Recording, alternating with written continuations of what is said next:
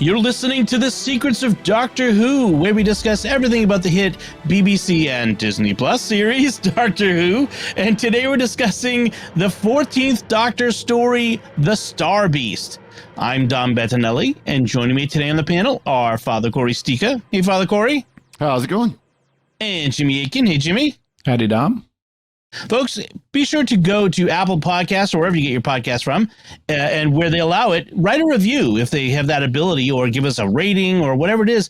That helps us get the podcast in front of more people because the algorithm says, hey, somebody liked it. Let's share that with more people. And also, of course, sharing the podcast with your friends. That also helps us grow this community and reaches more listeners. So we really do appreciate when you do that.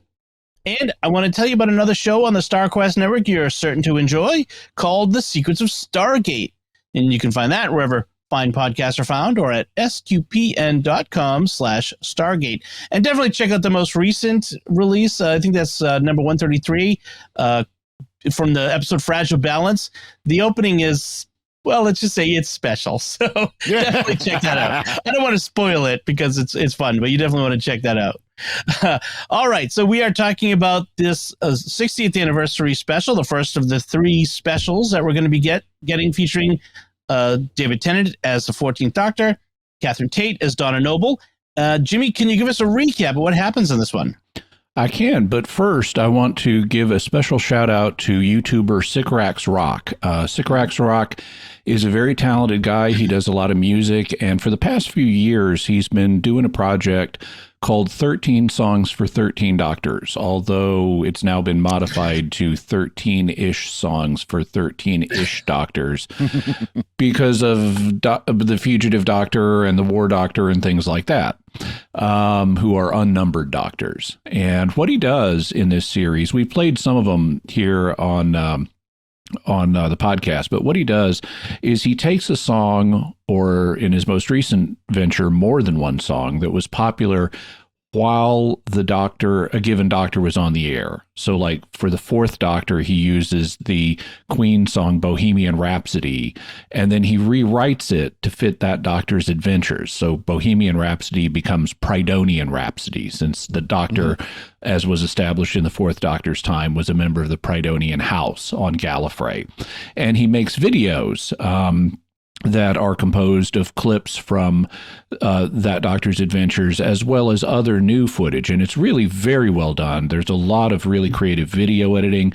The songs are performed really well. They're very clever. They involve lots of deep cuts and just little references to small things in the Doctor's time. He displays an encyclopedic knowledge of the history of Doctor Who. And the songs are just good. And with a few of them, it's taken me more than one listen to, especially if I wasn't familiar with the song, to get, it and appreciate it fully. But they're just great. And I have downloaded all the videos. I also stripped the audio from the videos and made a playlist on my phone. And for the release of The Star Beast, he completed the series. Yep. It's been years in the making. There were the 8th Doctor, the 2nd Doctor, and the 1st Doctor were the last to have their videos done. In recent weeks, he released the 8th Doctor and the 2nd Doctor, and then on the day of the Star Beast release, he released the 1st Doctor, and bringing the project to a close with where it began, with the 1st Doctor. And for this one, he did the Beatles. And he did a Beatles medley, so it wasn't just one song. And these are just so much fun. He's unfortunately, YouTube, like a lot of really talented YouTubers, YouTube doesn't give him a lot of views. They don't share his videos widely. But he said if people spread the word, it can help make it worthwhile for him to continue this series. And he does just such creative stuff. I want to give him a big shout out. I want to encourage people to go to Sycorax Rock and subscribe. It's Sycorax with a Y, just like on the show, just like on Doctor Who. His stuff is so much fun. I really highly recommend it. So, having given my plug, here's what happened in the Star Beast, and wow, is that a lot. So, this week we open with a prologue in which the 14th Doctor explains the situation about Donna Noble and how if she ever remembers him, she'll die. He then lands in contemporary London and immediately runs into Donna and her trans daughter Rose, but Donna doesn't recognize him. A spaceship almost crashes, but it parks instead, and Unit investigates. The Doctor meets Unit's new scientific advisor, Shirley Ann Bingham, and she is quite relaxed and trusting towards the Doctor. They hear about another alien report in London, and the Doctor goes with Unit troops to investigate. After he's gone, some Unit soldiers open the spacecraft and become possessed by weird psychedelic energy. Meanwhile, Rose finds an alien escape pod and the alien that escaped in it, Beep the Meep. Beep, who is just called the Meep in this, is super cute and says it's being hunted to death by the Rarth warriors. So Rose hides it in her shed, which is filled with stuffed toys she makes to sell online. She does this because times are hard for the Noble family, as Donna gave away almost all the money she had won with the lottery ticket the Doctor secretly gave her the last time they had contact. In addition to Donna and Rose, we also get to meet Donna's husband, Sean, and her mother, Sylvia. We learn that Wilf is in an assisted care facility being paid for by Unit. Donna discovers Beep in Rose's shed and freaks out. Sylvia then freaks out, trying to keep Donna away from Beep, lest Donna remember her adventures with the Doctor. And Sylvia freaks out even more when the Doctor shows up in search of Beep. But Donna still doesn't remember him. Beep says that the Rarth warriors cultivated Meep kind as livestock for their beautiful fur, but when the galaxy decided fur was bad, they slaughtered their livestock, and now they're trying to kill Beep. The Rarth show up at the Noble's residence, along with both possessed and non-possessed Unit soldiers, and a huge firefight starts. The Doctor, the Nobles, and Beep escape in Sean's taxicab, but the Doctor senses something is wrong. He puts on a barrister's wig and invokes the Shadow Proclamation to begin a judicial proceeding. He also intercepts a transport beam bringing 2 Rarth warriors to the hearing. The Doctor points out that the Rarth have only been using stun weapons, which is inconsistent with Beep's story that they are bent on murder. The Rarth warriors confirm that they are only police seeking Beep as a criminal. They say that the Meep's psychedelic son started acting weird and caused all of Meep kind to become murderous. A great battle was fought, but rather than surrender, the Meep committed suicide, except for Beep, their leader. When the Doctor asks Beep for its side of the story, Beep does a sudden and complete heel turn and reveals itself to be a vicious psychopathic killer. It shoots the Rarth warriors dead. Then it kidnaps the Nobles and takes them to its spaceship, planning to eat them later. The spaceship uses a drive that will destroy London and kill 9 million people. With help from Unit, the Nobles escape, except for Donna, who is now beginning to remember the Doctor and willingly stays to help him. The Doctor and Donna board Beep's ship to deactivate its drive, but the Doctor can't do it alone. He tells Donna that there is a way to save London, that together they can shut off the drive, but it means that she'll die. Donna consents, and the Doctor restores her memories. Donna emits a burst of Time Lord-looking energy, and together they shut down the drive. Donna then appears to die, and Beep's mind-controlled warriors show up to kill the Doctor. However, Rose fiddles with some controls and releases them from mind control. Also, Donna isn't dead after all. It turns out that when Donna had a child, part of the Time Lord Metacrisis mind passed on to Rose, and when Donna's memories were restored, the mind activated in Rose so that Donna doesn't have to share the burden of it alone, and they can handle it. Beep then threatens to detonate the ship's drive and kill everyone, including itself, if it can't leave, but the Doctor ejects Beep in an escape pod and it's taken into custody. Afterwards, Donna and Rose let go of the Metacrisis Time Lord mind they share so that it won't bother them in the future, and the Nobles say goodbye to the Doctor.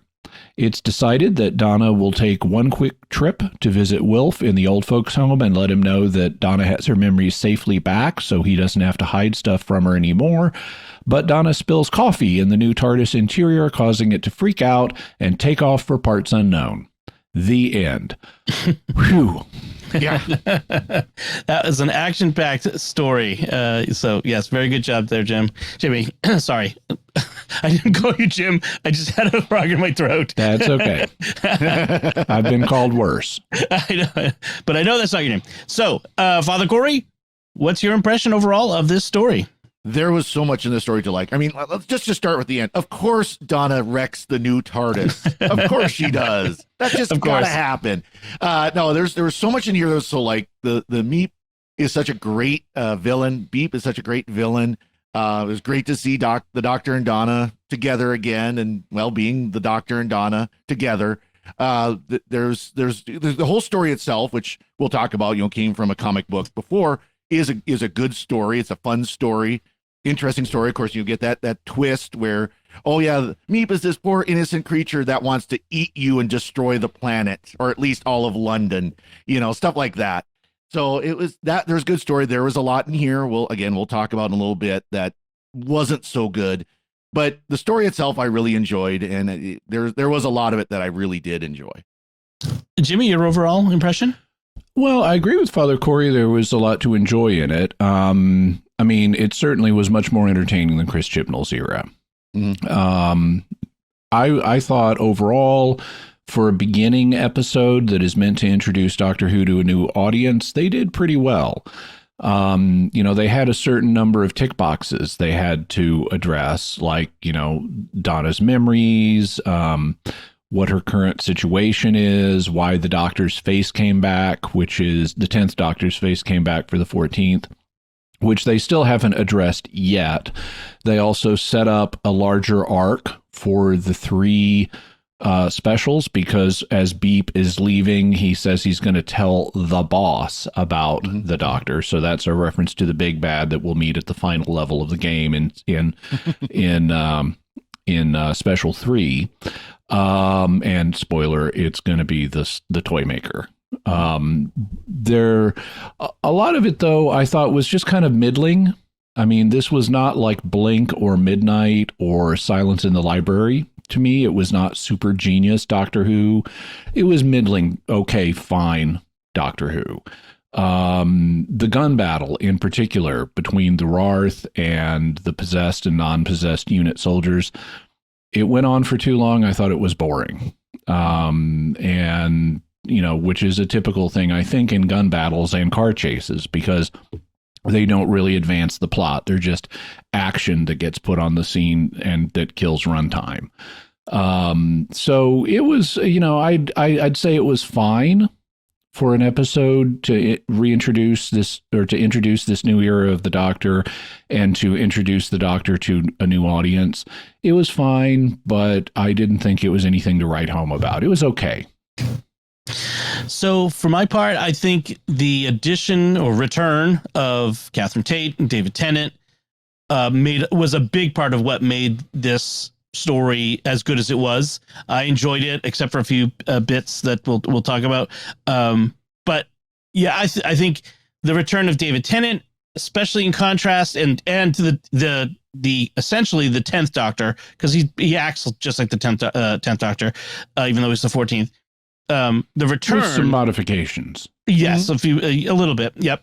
But that return, in contrast to what we've had recently with the 13th Doctor, I think, raises the game a bit. I think it makes it better in that sense. Because the 10th Doctor was I think, perhaps my favorite of the new Who Doctors, certainly.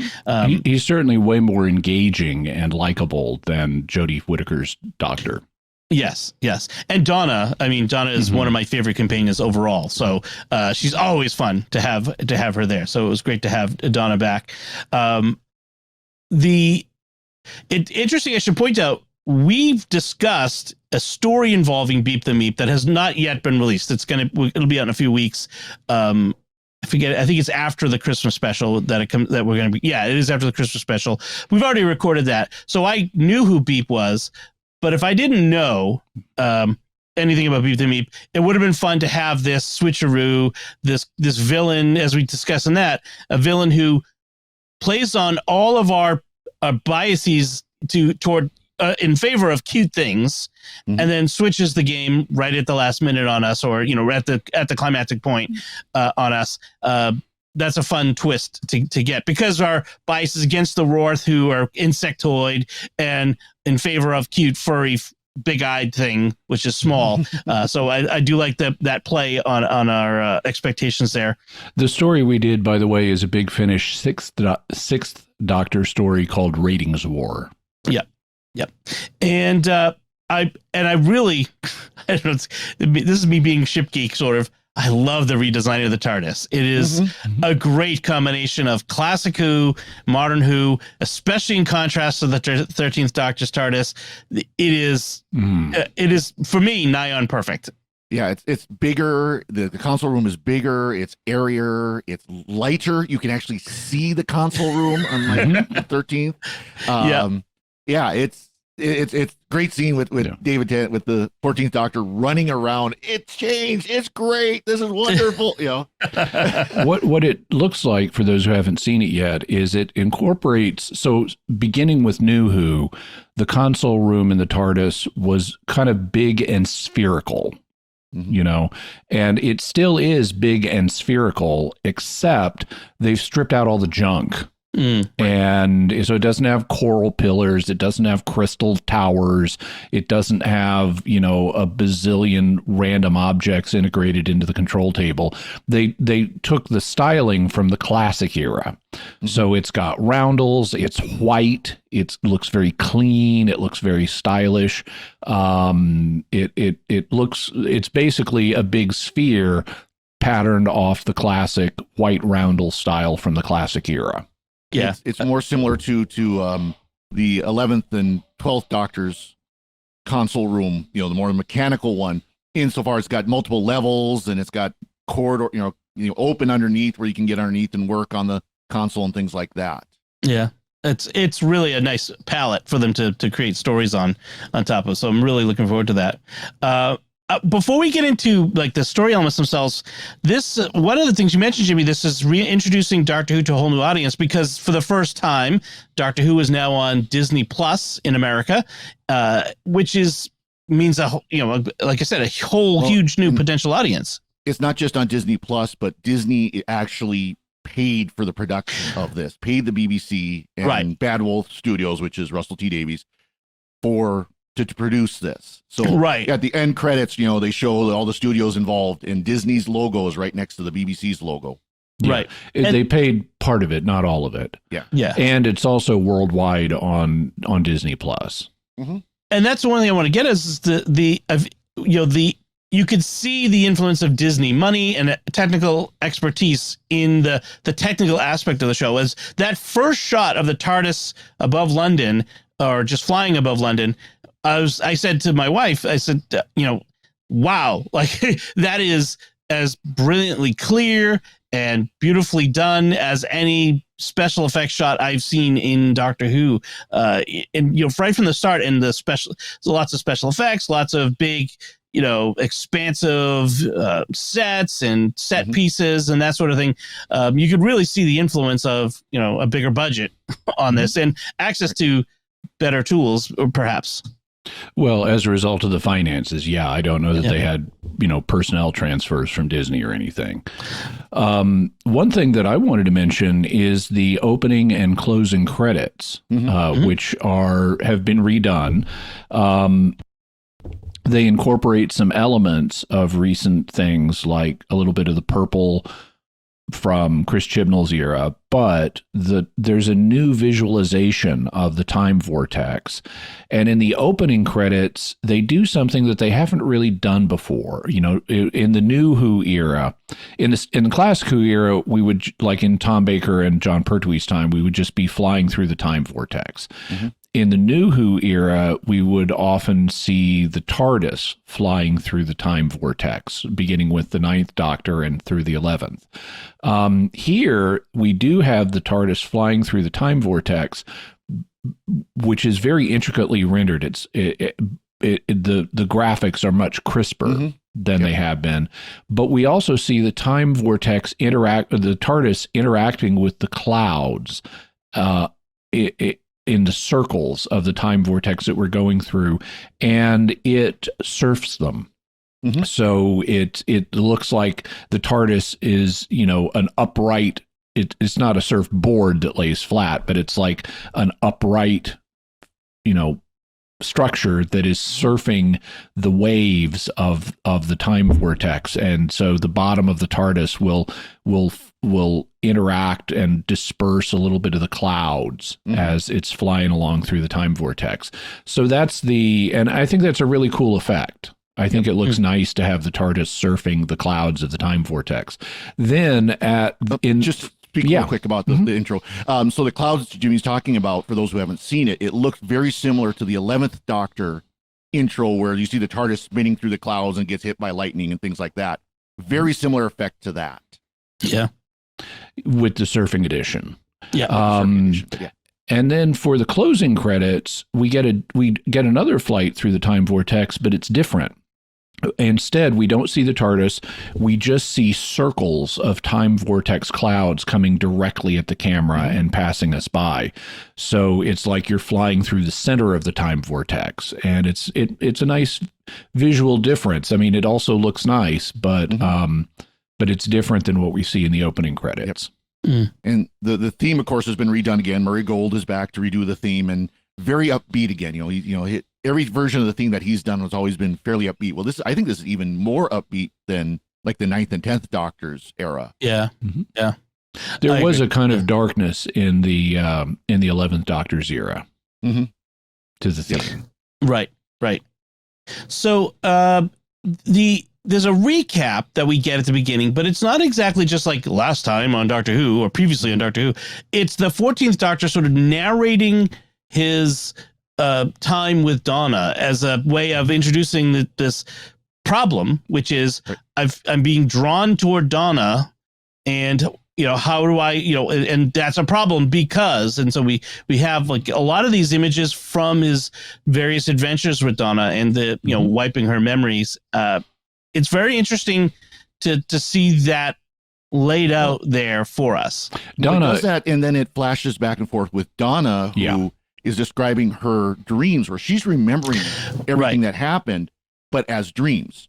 So she knows something's wrong. She knows she's missing something. Of course, this Donna, she misses things, but she knows that there's parts of her life she doesn't remember, she doesn't know, and she feels, and she even used the language of there's a storm coming. Of course, the 10th Doctor was the oncoming storm. I'm sure that was a call back to that. There's a storm coming, and she says it's about to break. It's about to hit. Yeah, she also alludes in the story itself to back when I forgot everything. She knows she had a break of some kind that involved amnesia. She doesn't know what was in the amnesia, and Sylvia tells her it's nothing, but she knows there's a gap in her memories. Right. As far as the effectiveness of the prologue, if you're introducing it to a new audience or an audience that may have forgotten, I think this is about the best you could do, because the alternative would be to scatter if you've determined you're going to have, effectively the 10th Doctor and Donna back together again, then you got to address this issue. And the alternative to doing it in a prologue, where you just give an exposition dump to the audience and get it out of the way, would be trying to scatter it in the dialogue of the episode itself and let the audience piece it together. And that would be, that's possible, but it's harder to do in an artistically satisfying way. So I can see let's just go with a dramatic monologue, dump all the information on the audience, and then we can start the story. Right. And we have, one of the things that we were told from the last time they met was if she even sees the Doctor, she may have this break. It will kill her. Like it will break through her memory block, and it will kill her.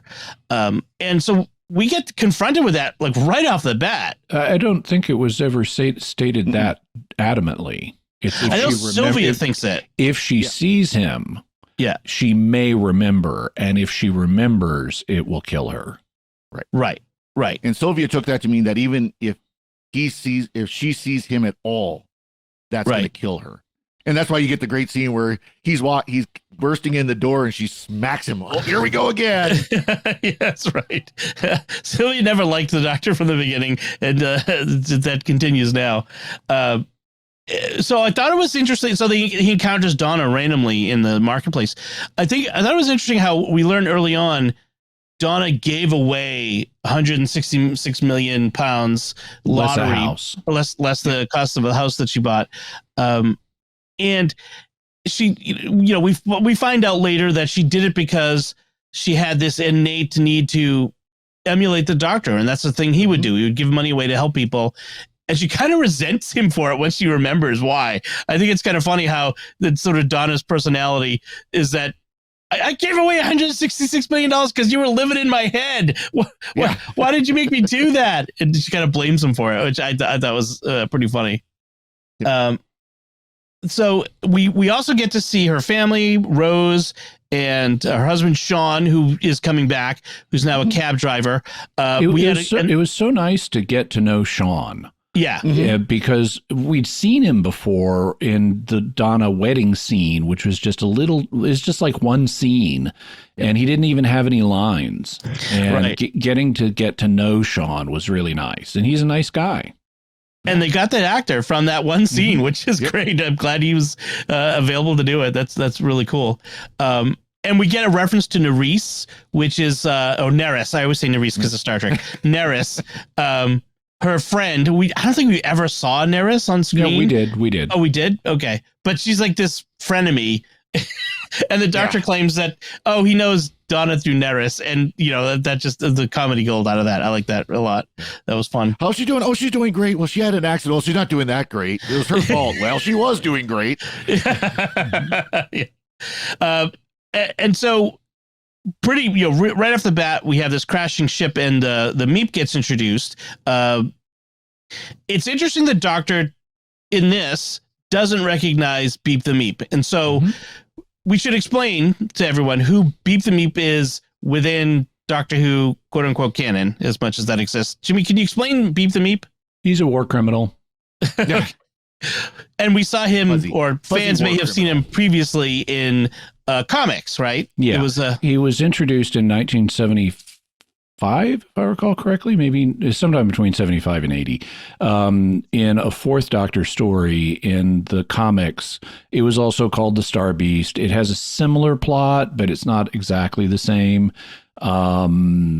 And the Rorth warriors in it are using lethal weapons. They're not just using stun weapons. So that's a change. But basically, Beep is super cute. But otherwise, the premise of the story pretty much tracks. In that, the Rorth warriors, in the comic book version, the Rorth warriors explain that the Meep's son, which was a black sun rather than a psychedelic sun, started acting strangely, caused the Meep to mutate and become murderous, and Beep is this one that survived and is trying to do bad in the universe.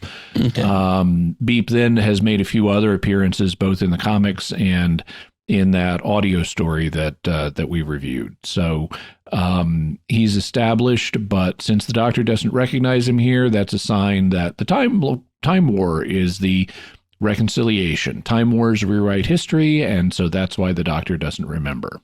Right. So, and you might hear that the original Star Beast comic is called the Stan Lee comic, one of the Stan Lee comics, because at the time, the Doctor Who comics were published by Marvel. When Stan Lee was, and it actually said produced or presented by Stan Lee on the front cover of it. But it was not written by him. He didn't illustrate or anything like that. He was obviously in charge of Marvel at the time, the producer of Marvel at the time. So right. It was very curious to me, the Doctor's relationship to Unit, because when he shows up at this factory, Unit is very they're hauling off reporters on doing live broadcasts to prevent things from getting out. The Doctor doesn't just walk up to Unit and say, "Hey, I'm the Doctor. You remember me from such previous incarnations as the Third Doctor." No, he sneaks in, and I'm like, why is the Doctor sneaking in? Well, they explain sort of that he just doesn't want to be seen by them. Because since he doesn't know why he's back, he's trying to figure himself out. And when the scientific advisor, she mentions, well, how do you know all these things? That's your future. It's like, no, that's actually my past, and this is the same face I've had before. He didn't want to have that conversation, I think, is what it was. Right.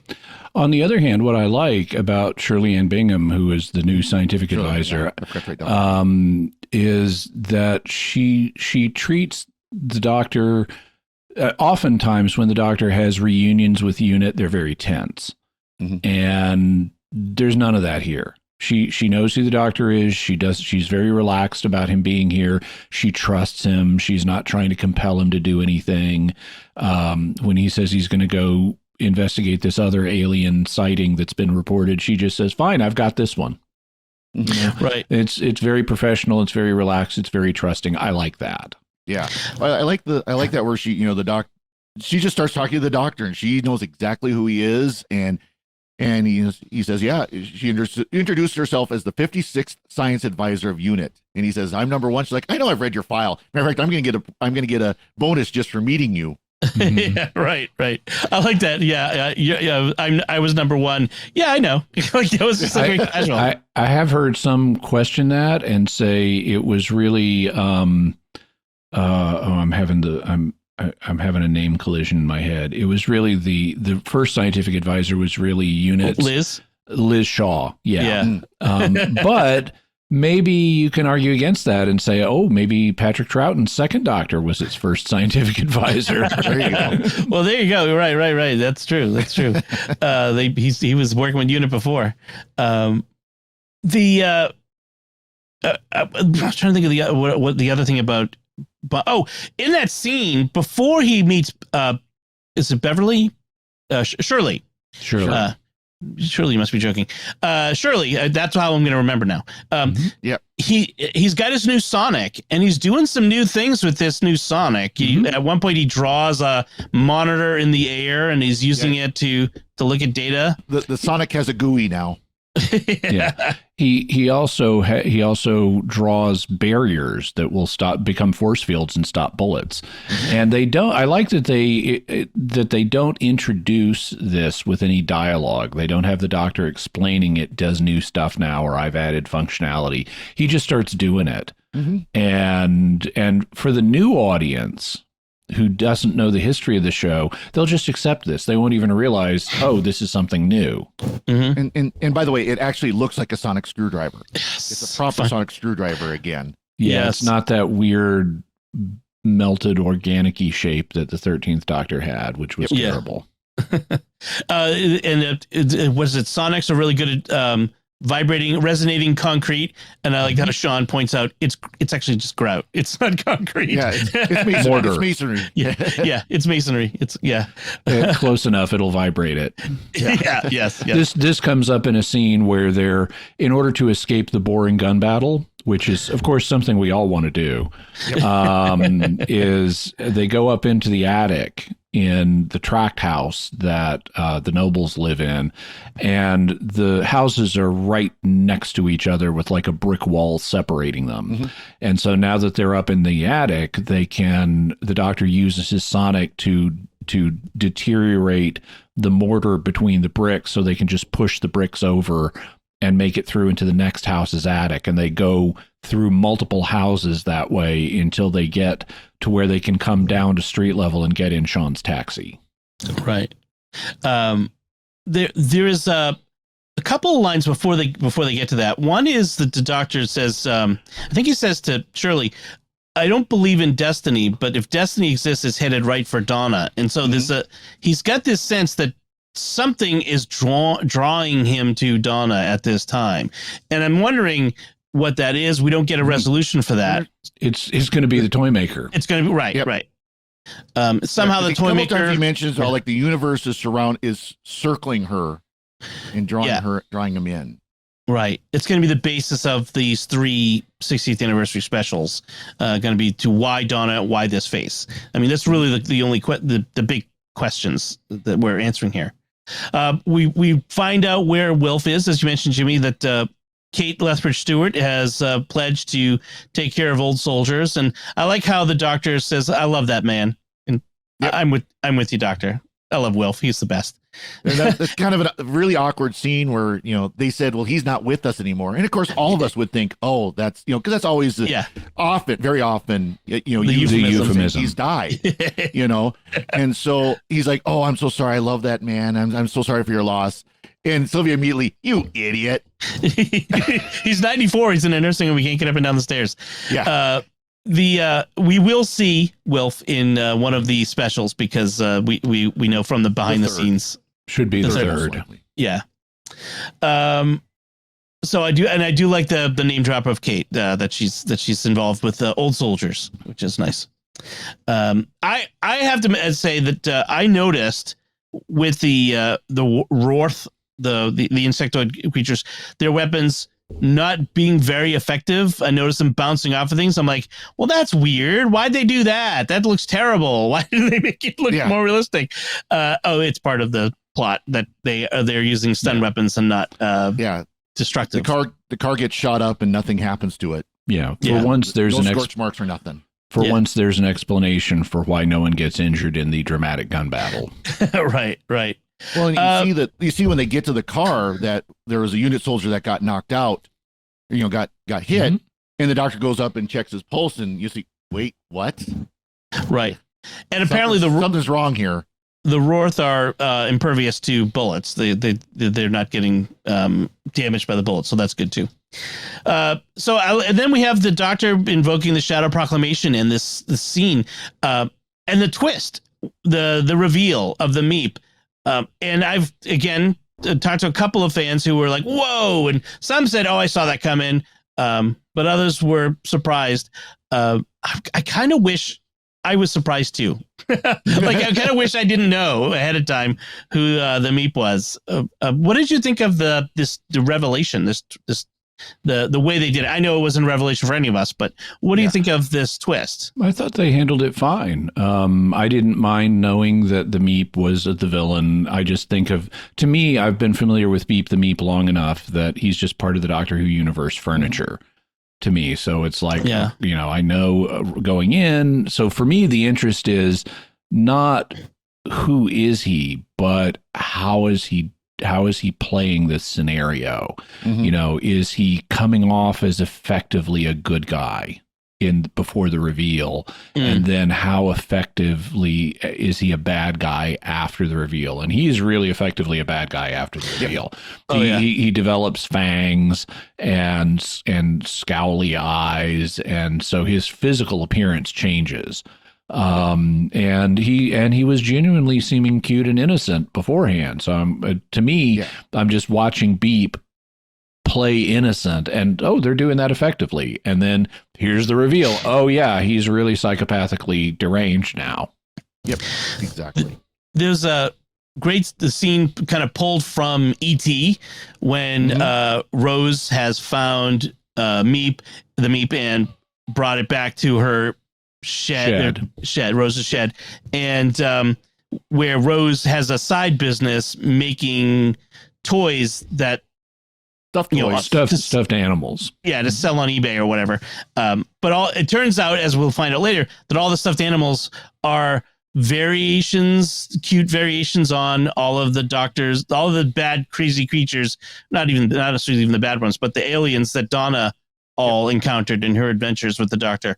But Meep ends up having to hide in the pile of stuffed animals when Donna comes in, and like, she's like, that's right, the best one. Yeah, right out of E.T. Yeah. Although in Donna, being Donna, like, will not let it go and walks in. If she doesn't let it go, and walks in and pokes Meep right in the eye.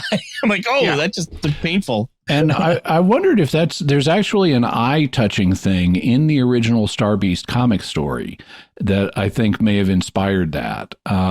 Because in the original comic story, the Doctor meets the Rarth Warriors in the dark, and they have these glowing red circular eyes, and he thinks one of them is a light bulb, and he's like trying to screw the Rarth Warrior's eye like a light bulb and to make it brighter, and then the real lights come on and it's like, oh, I'm sorry, I didn't realize that was your eye. Donna was so great though, because Rose like, let's go, it's time to go eat, we gotta get going, we gotta go do this, and she's let's do it. She's looking left, she looks right, she just keeps at it. That woman from Abu Dhabi is definitely going to want that. Yeah. Then the Meep blinks, and she's like, "What was that?" That was the reveal in E.T. When E.T. Blinked in that movie. So yes, that was a nice little callback there.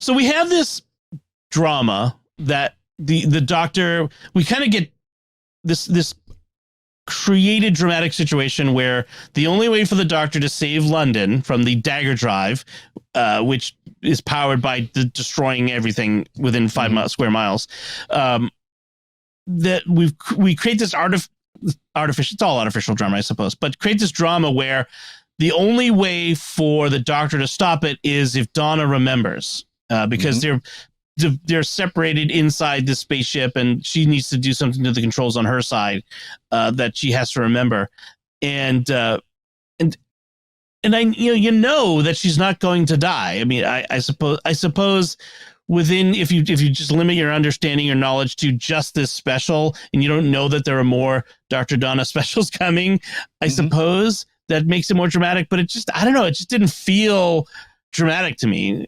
So I don't care that I know Donna is going to live. I want Donna to live. The question is, how do they bring her memories back without killing her?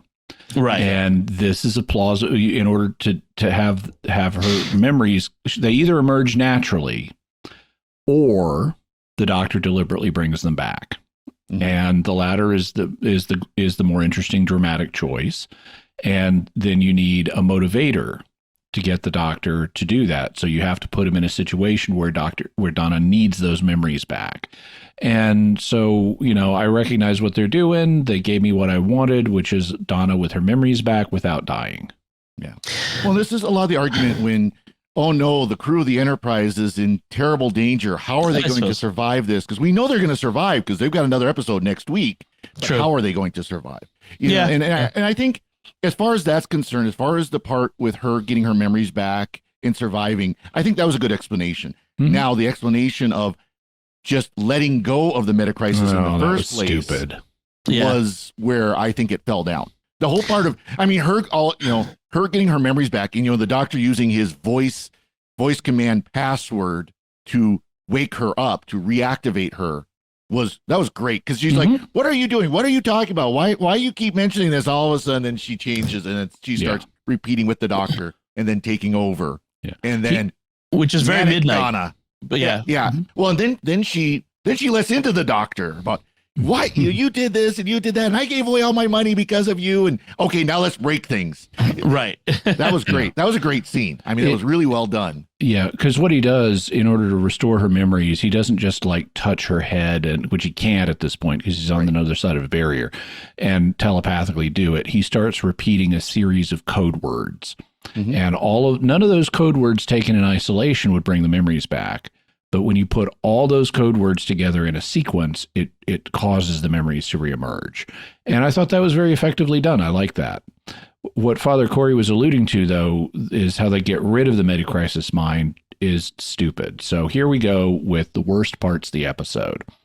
And I'm going to take a step back for a second. So in this episode, we basically get two new characters, Shirley Ann Bingham and Rose Noble.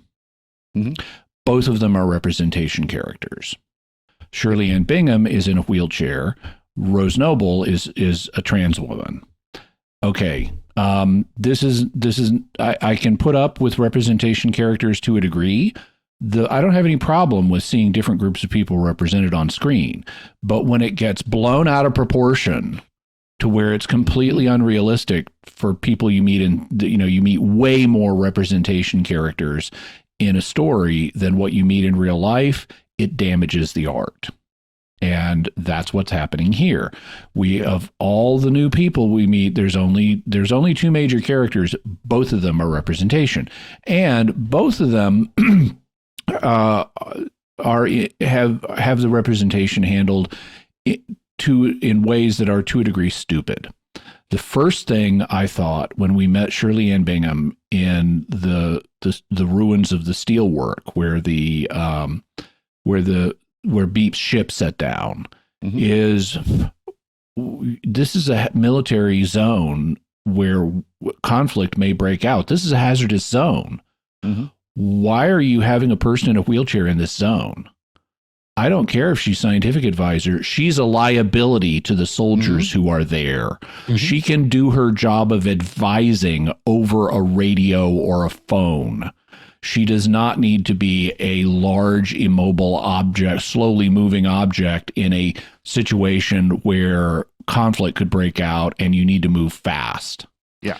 They even call that out. They even call that out where they have to go up to the ship and, oh, sorry, ma'am, for about the stairs. Yeah. Right. The soldier couldn't do anything about the stairs. I actually liked what her reaction there. She said, don't make me the problem. Go do what you need to do. Right. Fine. But you shouldn't have been here anyway. And then of course later it turns out she's got weapons built into her wheelchair, which I guess, okay, if you're going to be the scientific advisor for unit, maybe, but it's a little silly and cliche. I don't know if I ever have to have a wheelchair in my future. I want a rocket propelled grenade mounted to it. Yeah, there you go. That works. Yeah. So then we have Rose, and so Rose was apparently born a boy named Jason.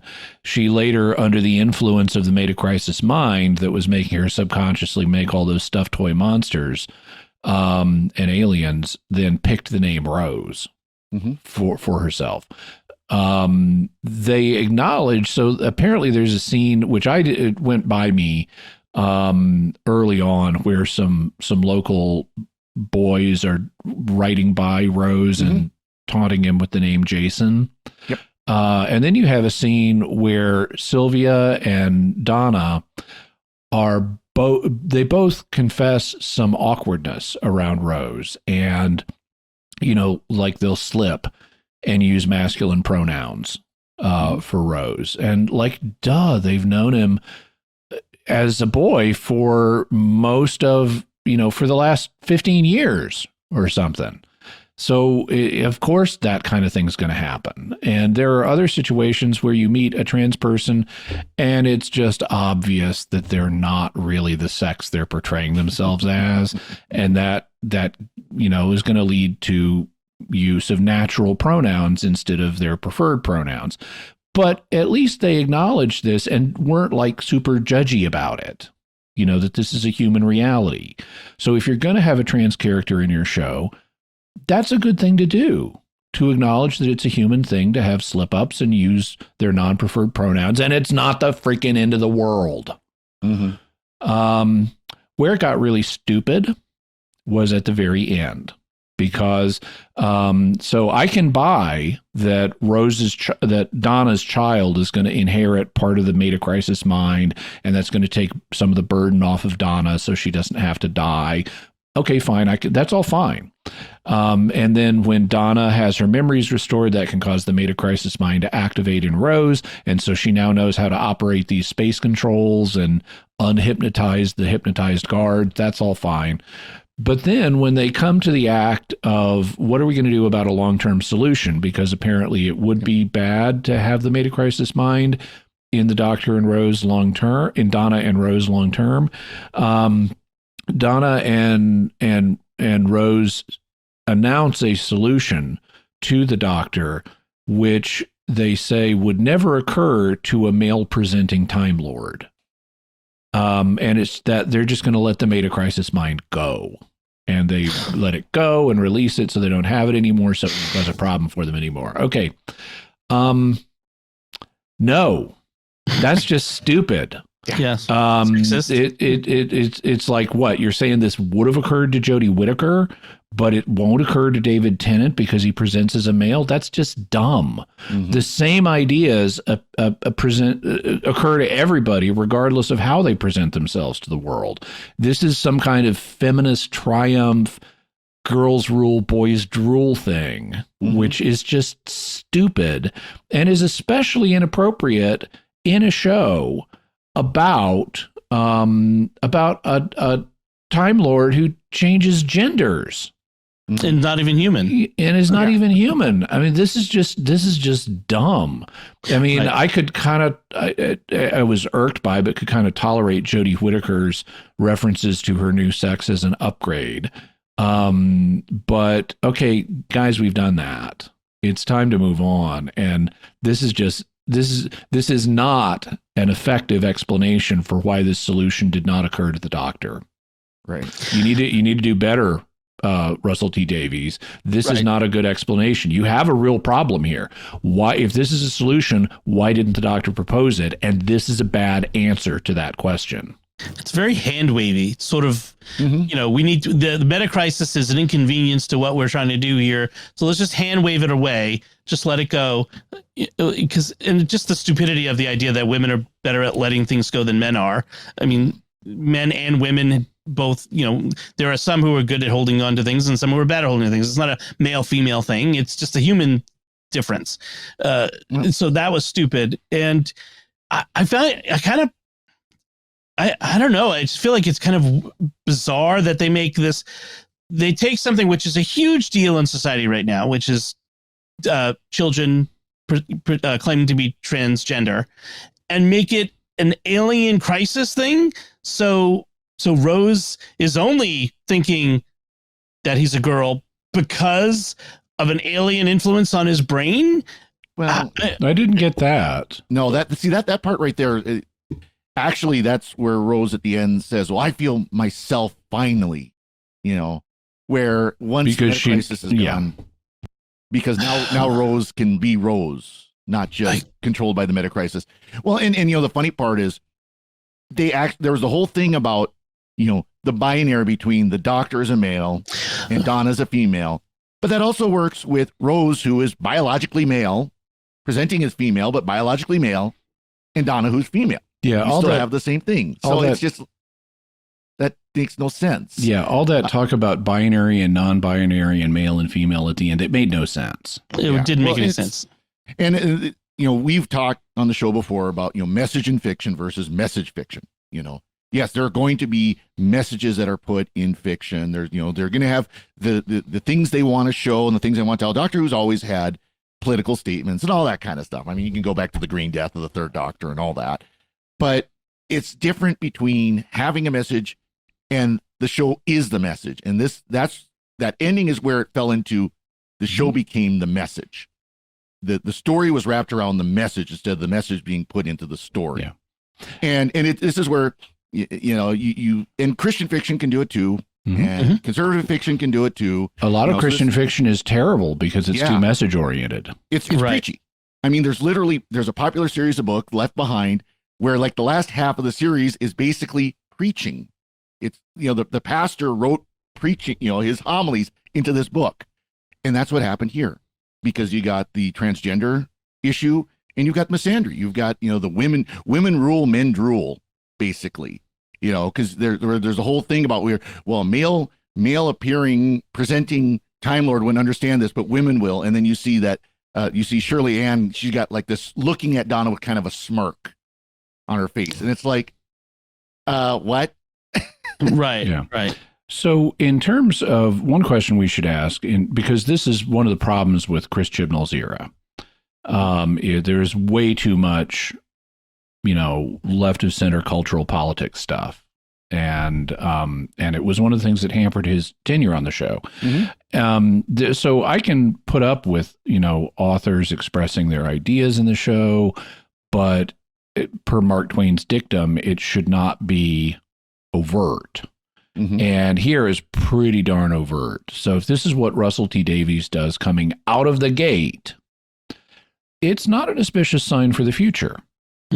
My hope is that, okay, now that he's made his statement, he'll back off and it won't be such a prominent thing, and we can just focus on good storytelling.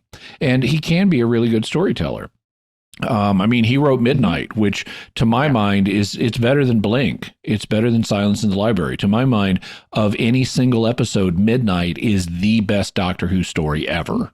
And so, he can be a very effective storyteller. Now that he's made his opening statement, I hope he can back off from that. But because he made it his opening statement, I'm going to notice when he's, a little more than I would otherwise if he's putting this kind of homosexual agenda stuff into the show.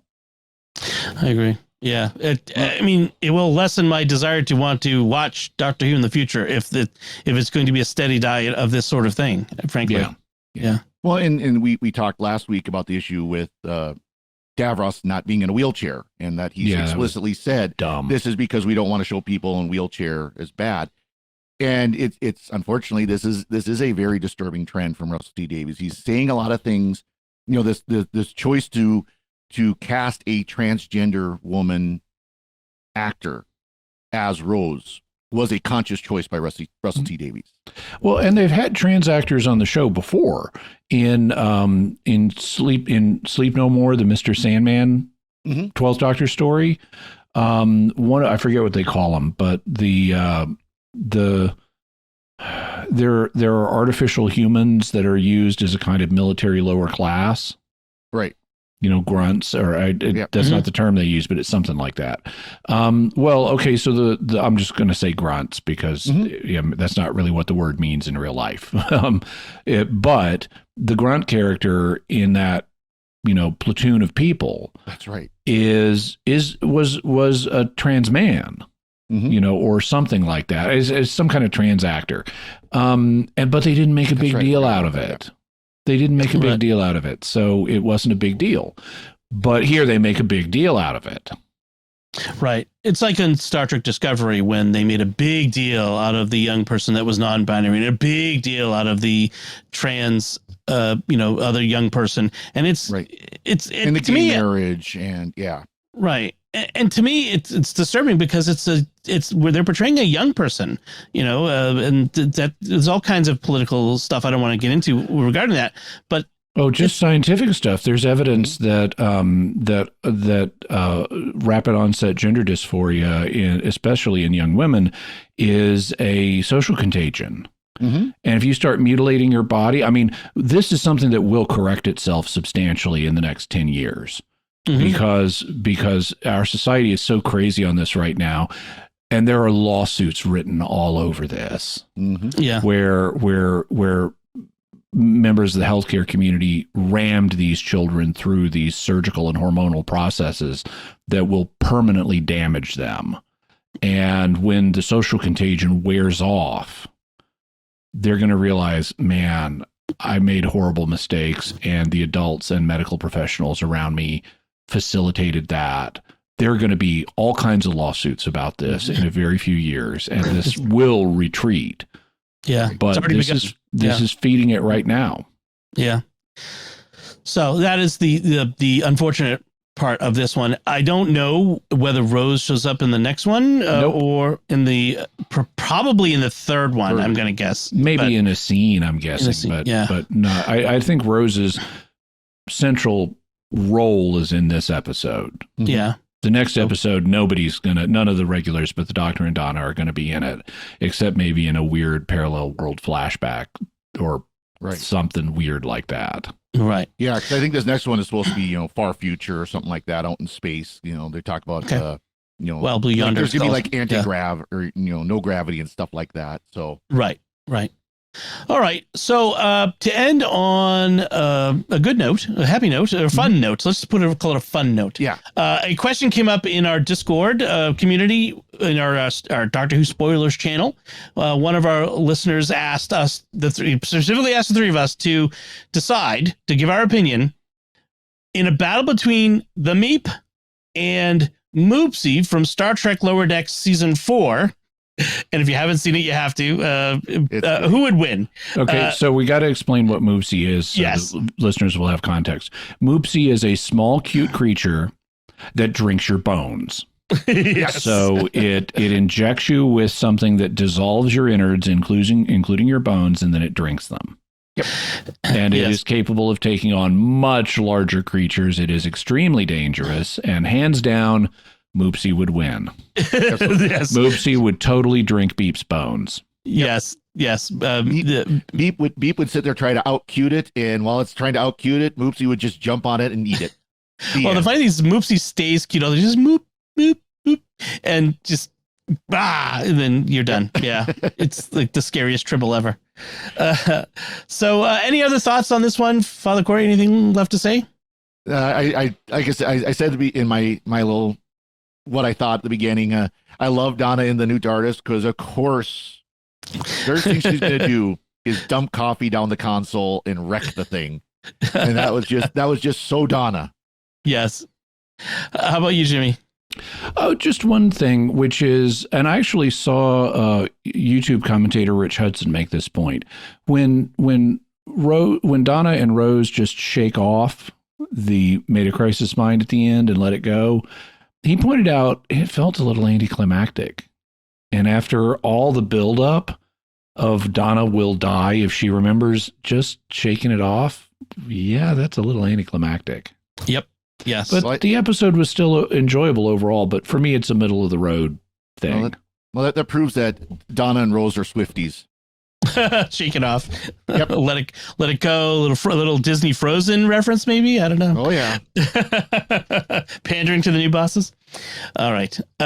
So that does it for our discussion this time of this Doctor Who story. Before we go, I want to take a moment to thank our patrons who make it possible for us to create the Secrets of Doctor Who, including Israel S., Kenneth K., Jeanette F., Joseph S., and Benjamin C.